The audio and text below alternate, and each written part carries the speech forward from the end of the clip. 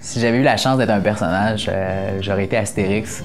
J'aurais aimé ça me battre avec les Gaulois, j'aurais aimé ça boire de la potion magique. Puis j'ai un bon ami que je surnomme toujours Obélix parce qu'il est fort, il est grand.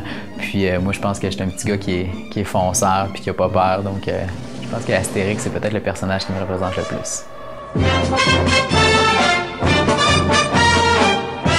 Bonjour, je me nomme Jean-Christophe Nicolas, puis s'il y a un mot pour me décrire, je pense que j'utiliserai le mot passionné. Avec moi, il n'y a rien de gris, tout est noir ou bien tout est blanc.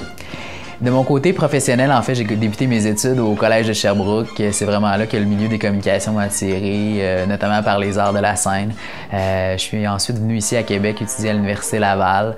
Durant mon bac, c'est important pour moi que mes implications, mes emplois aient vraiment un lien direct avec les communications. J'ai notamment réalisé plusieurs choses en communication pour un organisme à but non lucratif.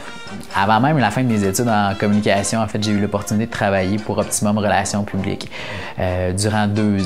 Puis un jour, je me suis retrouvé directeur des communications de la Fondation de la Maison Michel Sarrazin.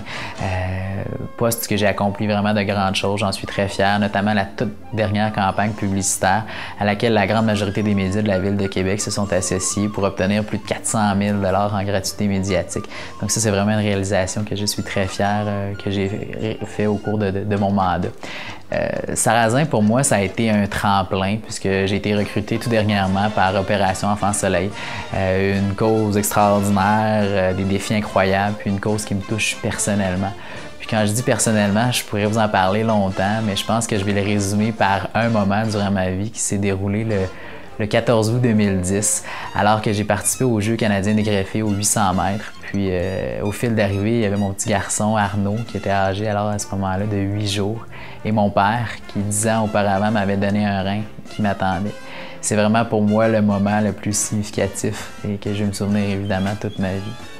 Les moments qui, pour moi, sont des moments très précieux, c'est vraiment les soupers entre amis, avec une bonne bouteille de vin, des discussions enflammées et surtout, évidemment, à écouter du Joe Dassin en arrière-plan. Pour moi, ça, c'est primordial.